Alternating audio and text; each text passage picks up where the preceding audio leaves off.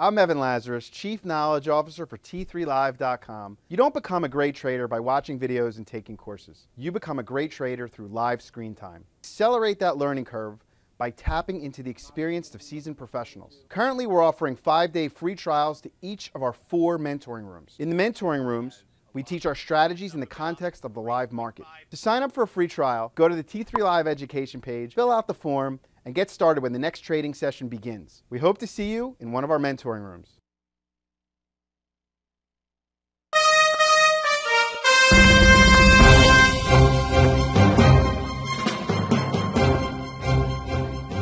Good morning. My name is Scott Redler, Chief Strategic Officer of T3Live.com. And I'm Brittany Umar, and together we bring you Morning Call. So despite a rally on Friday, the S&P closed lower for the week for the first time in 7 weeks. Futures do have a positive tone this morning. So Scott, has the damage been contained?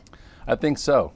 During the process, you never know where the damage is going to lead to or how drastic it can get. So that's why you take trades along the way and use a tier system. So far in 2013, if you blinked, you missed an intraday pullback. So last week, finally, it let some traders trade, which we say. And on Wednesday, we happened to be breaking the 8-day moving average. You had some follow through on Thursday, but that day and a half seems to be what was that down move. So if you covered into some of the key support, the intermediate support, and if you didn't buy some stock back into there, two things. One, if you covered, you were prudent because 1 or 1.5 days don't make a new trend. 2, if you covered but didn't go so long, you know what? A lot of people didn't. You were being prudent. You were in a little bit of neutral, and you letting the market, work its way through, so to speak. So, what are the key levels you're watching in the S&P right now? Well, if you take a look at the SPX chart, you will see the high here was 1530. Okay, so this was your short-term top, 1530, and in those 2 days we went as low as 1497. So we pulled in like 30 handles. And if you look at this trend that we've been following since the start of the year, it's been a nice thing to navigate and follow. Here we tried to break the 8-day, really didn't work. Here finally we broke the 8-day and closed below a prior low. So this was a spot that I know that I leaned into my spider short a little bit more. But like we talked about, I said we get to the 21-day, I'll probably cover and then figure it out. And look where we held. We held some intermediate support.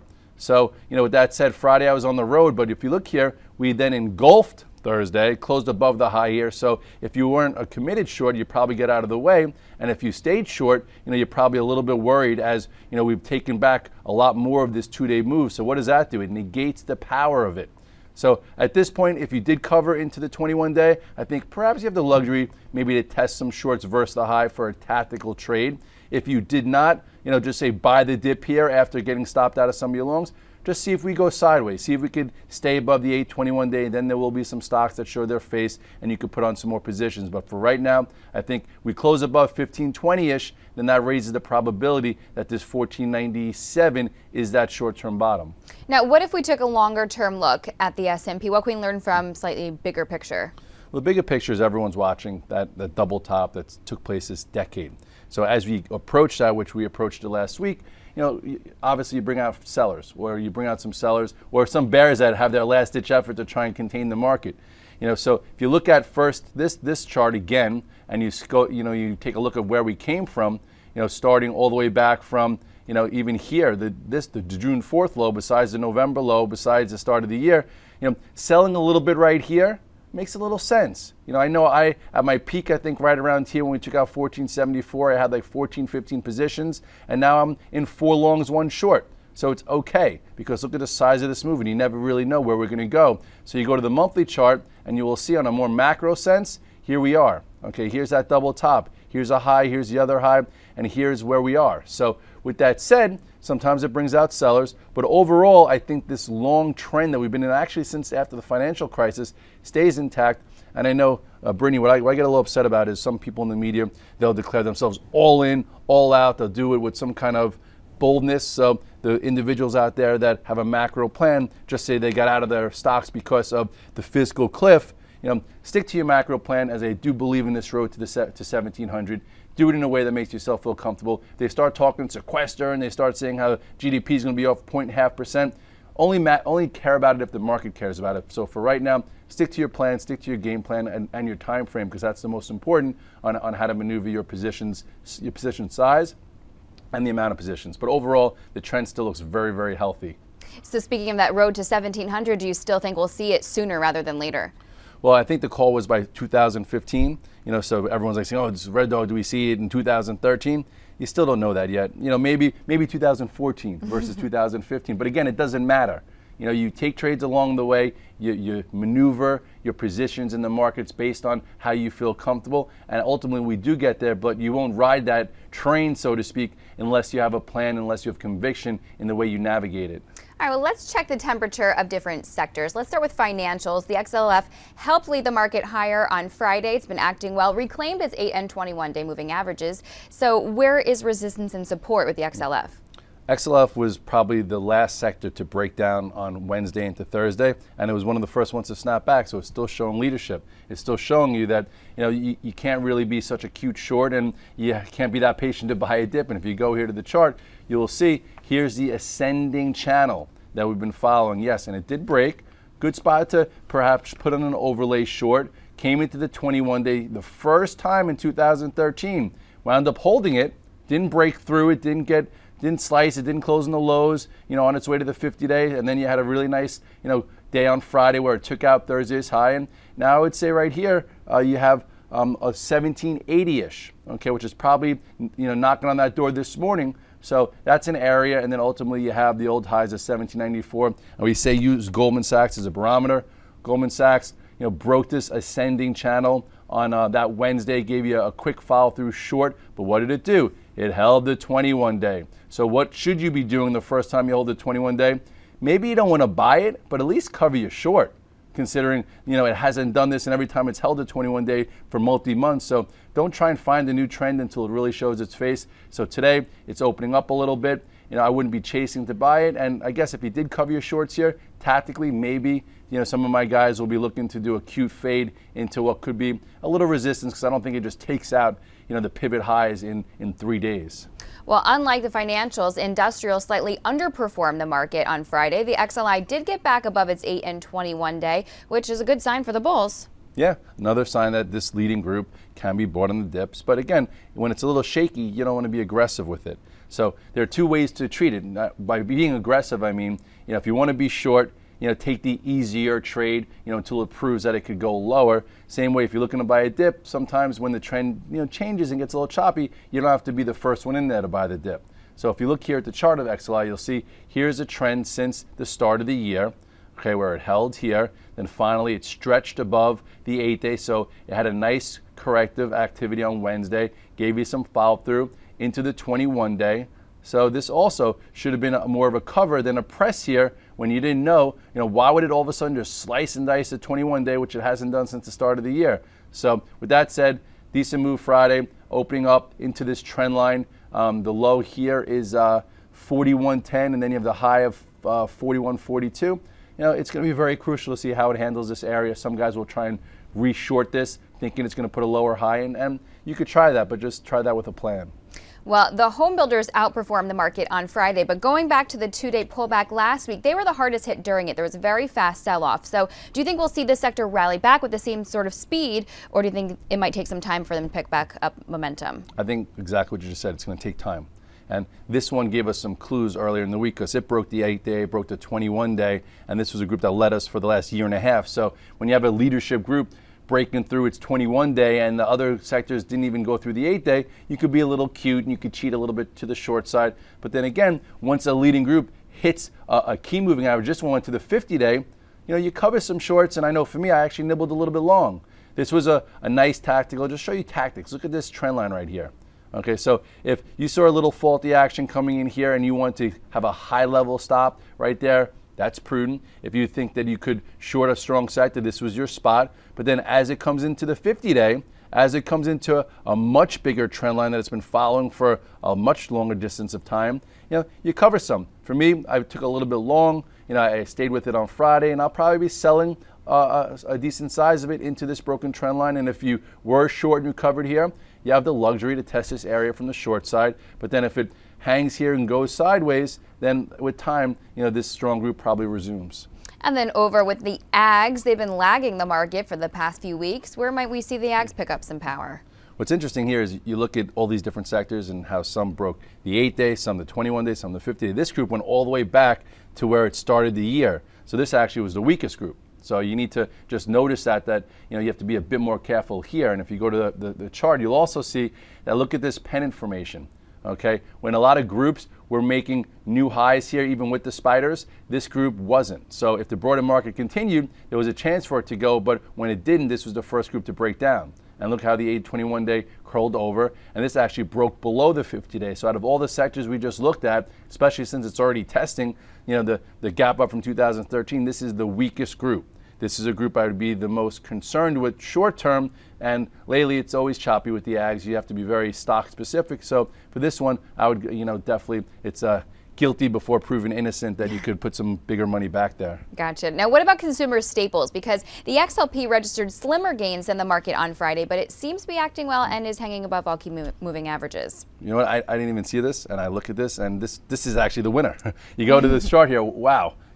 Boom, this one didn't even break the 8-day, so follow the rules right here. Here's your pullback on Thursday, the first day, held the 8-day, and then on Friday's rally, it's at highs. So this one has been the strongest group out there. And what's kind of interesting is that a lot of traders don't gravitate here. So most investors that have money, perhaps in mutual funds or 401ks or some of those vanilla only buys, they're probably buying this group because maybe there's a mixture of dividends and growth. You guys are, probably outperforming all the people who think they're so smart trying to navigate this market on many different trends. All right, well, coming up, we're going to go in the trenches with tech. But first, a quick commercial break. We'll be right back. I'm Mark Sperling, Director of Trading with T3 Trading Group and contributor to T3 Live. Do you trade on your own, but you wish you enjoyed the benefits of a large trading floor? With the T3 Live virtual trading floor, we deliver that experience to you on your computer. On the VTF, you can follow the long and short positions of experienced professional traders like myself, Scott Redler, and others, and listen to our live radio stations as we navigate the markets. In addition, you get the added value of a large community of sophisticated and like-minded traders. Your membership to the virtual trading floor also includes access to our two very popular newsletter products, Off the Charts and the Price Point Sheet at no additional cost. In my opinion, joining the room will be the best trading decision you will ever make. I would like to invite you to begin your membership with a 7-day free trial. To get started, visit t3live.com and click on the Virtual Trading Floor tab. Have a great day, and I look forward to seeing you in the VTF. We're back and going in the trenches with tech, which is a mixed bag right now. We have some leaders and we have some weaker names. Google, of course, managing to continue to be a market leader, held above its 8-day, even after the recent pullback. So what are you making Google right now? I think Google, if you started buying it 2 years ago, when it was in its base around 660 and you've been holding it for a macro investment, you've done well.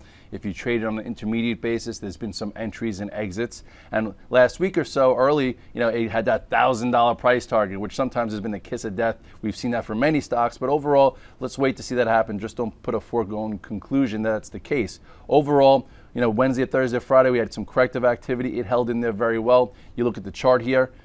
This is when it bottomed in November. This is when it broke an intermediate trend line. So it was a decent trade leading into earnings. If you didn't want to be involved in earnings, here was your gap up. If you traded a Versa gap up and bought it, it's been trending and following the 8-day till finally got above 800. And look at this, small, tight action here within a market correction. So that's still showing you that people are buying it. So for momentum to come into this, it's going to have to really clear 805 to 808. It clears 805 to 808. Perhaps you see a move closer to, 820 to 850. So overall, the trend is still intact. It's one of the chosen ones.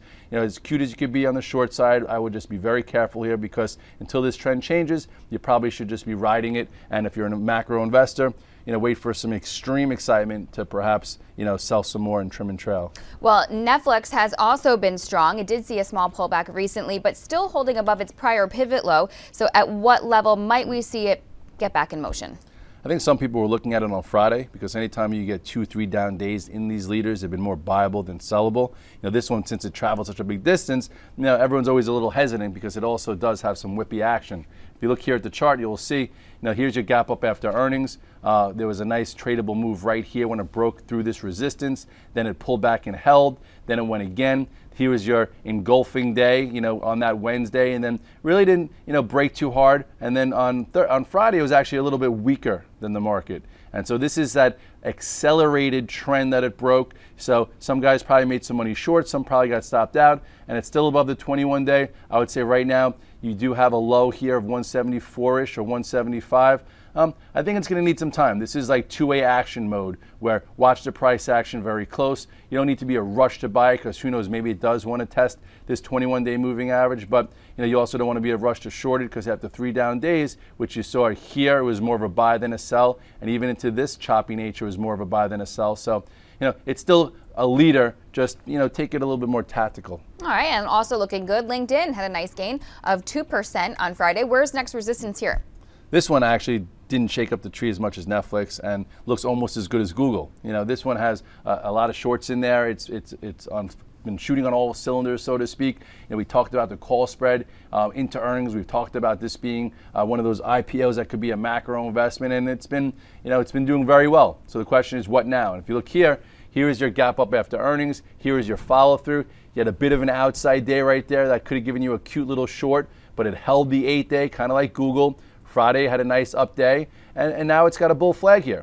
So, if this were to start taking out, just say it's probably above Friday's high. So if this were to start taking out 163-ish, you could see another squeeze because I don't think anyone was really thinking that it was just going to hold right here. People were expecting maybe a move back to 150. So it's still very pent up. There's a lot of momentum locked in here and still some shorts. So above this 163-ish, then you have 165.20, and who knows, maybe we see 170 pretty quick. And then there's Apple, which finally got out of its own way and joined the broader market rally on Friday. Is it finally time for us to see some real momentum out of Apple? I think we're still in wait-and-see mode. Stock's been trapped in this descending channel since the highs in September around 700. We've had some, cute longs along the way. Usually they're 1.5 days. We had like maybe 3 times we could have been longer for 3-4 days as the commitment warranted it. So what's it going to be this time, Apple? I went back long on Friday. I'm hoping that we could actually stay with it instead of a rental, maybe a lease, with the option to buy and hold. We shall see. You go to the chart here, and this is that big trend line. Look at the high here back in September. This is when it broke the 21-day, when it became more of a trade. Here was a 50-day, broke that, and then since then, it's just been in this descending channel all the way to the lows. So the question is, can this support hold? So for right now, it's holding. I guess you could say it was a constructive sign that for the first time in this little week and a half, it actually closed above a prior high, so that's why I stayed with it long. So it's up a few dollars now. I think the next constructive sign is it's up 3.5. Can it hold the gap, be a gap and go? But then really, it's this trend line that it's going to have to break above in order to get better on a more macro sense. It's this, I would say, 485, which doesn't sound like much considering it's come all the way down from the 700s, but really in chart land, this is huge. If it could break and close above this, maybe with its Investor Day Wednesday, then I think it could retest a 200-day at 546. But every time Tim Cook seems to speak, Brittany, people just don't like what he has to say, and hopefully this time he's got a consultant and he'll deal with the investors with a little bit more respect, because as of this time, he's making it like he's doing what's best interest for the company. He doesn't care about the shareholders. He thinks that ultimately they'll get paid, but I've seen this story before. Right, we'll have to watch and see what he says on Wednesday. But turning to BIDU, which is weak, went as low as 87.50 last week before finding some buyers. Now looks like it's trying to bounce off this pivot low. So is it a buyable area down here? It's holding on by a thread, and that thread, like, you can't even see the thread right now. And this actually was a good shortable strategy. We talk about buyable strategies and shortable strategies based on earnings gaps. Well, look here at BIDU after the last earnings. After this last earnings, you had a hole in the chart, a gap down that nobody wanted to buy. We talked about which way would it resolve, and look what happened. It resolved to the downside below 95. But now look where it is versus the last year's lows. So with the stock that used to be a market darling, and they all sometimes are, they used to be. So that's why people are a little careful with Apple now. Where you had a high here of 160 and it's just trending lower. It's at bigger support. I would say watch it close, because if this does not hold, if this what is this right here? This is about 87.50-ish. You could see another discount. But if they try and create a double bottom, which it seems like they're trying to do, which I wouldn't put too much emphasis on, it would have to break above Friday's high, which is about 89.96, and then perhaps it tries to retrace a bit. But for right now, it's just a tactical trade, still very weak, still has so much to prove, so take some care there. All right, time for some quick hits here. Las Vegas Sands got hit hard last week, but gained 3% on Friday. Looks like it's trying to reclaim its 50-day, so could this be a good spot to test some longs? I think Friday was a spot to test some longs. Resistance now is around 52. I would trim into that spot. All right, and let's check in on the 3D printing stocks. How about SSYS right now? SSYS has been really battered and bruised. Chart Girl had a great call on it to take care a week or so ago. You look at the chart here. It's broken a lot of different trend lines as far as upper levels. Here was one of them after having an outside reversal at the highs. Here was another ascending channel that broke to the downside. Here was some key support that broke to the downside, and now it's near the 200 days. So macro investors better come in here and support it. So you have a small trend here. I guess if it were to trade above this 68-ish, you could see some kind of retest maybe of 75, but still you have to take a lot of care here. We tried doing a red dog reversal a few different times here, and it just didn't work. So this is your resistance, here's your macro support. So it's at a grudge match spot. And now what about Bank of America? Really looking like it's trying to hold above that $11 key level. Well, this is one of those where you have to really know your time frame. We had multiple buys on it at 8 and 9.95 at 10.65, and then the last momentum buy was 11.95, and since then it's corrected a bit. So the question is, if you did sell, if you go to the chart here, and you got stopped out right here, because this upper level did wind up breaking. Okay, it was a nice flag here, it broke. So if you sold here, you just better be careful that with time, if it goes sideways, okay, and you don't get back into it, and later this year it gets to $14 to $16, which I do think at some point Bank of America will be $14 to $16 this year, you better be careful. I guess more intermediate would be a little bit concerning if it were to break below, just like say 11.10, but again, if it breaks below there and you get out and you don't get back in, if it snaps back, chances are you can miss out on a move later this year. I would say just be a little bit smaller in Bank of America. I still own it, but I own the smallest amount, or one of the smallest amounts I've had in a while. And if it starts acting better, I'll get back into a bigger tier size. It's going to take a little while for this channel to put itself into play, kind of just like this channel. Remember how long it took when it wound up hitting the high here of 960 and going sideways before breaking out again? So it's in that process all in all, but I do think if you want to throw it, this has been a very long, quick hit. I think it's something you stay with on a macro level, but trade tiers around it based on the patterns. All right, and finally, choppy action out of Walmart. Can it reclaim its 200-day in the coming sessions, which has been putting selling pressure on the stock? Well, this one was interesting because if you remember that they had that rumor or one of the emails that said it was having such a slow month, but PS, I think it's higher than when it was where that email came out. The 200-day actually has been navigating it. It's been, support right underneath it. So if you look here at the chart, here is your 200-day where it bounced off of, and now it's trying to reclaim the 8 and the 21-day. I think the market would like this to start acting better, because it would help the S&P, would help the broader indices. Remember last year the target was, last year the target was, 75-ish, and it went to 78. And since having that, that breakout failure, it's been choppier since. But overall, it's holding 68. If you're long, it'd be long versus 68. And I do think with time, if it were to break this trend from the highs, this is your spot where it can get back in upside motion. So until it takes out 72, I still think it's in basing mode. All right, so heading into trading today, where is your focus? My focus is to see, we had a intraday low on Thursday, then you had a snapback Friday, now we're gapping up. So for anyone trying to, initiate longs here, it's going to be tricky.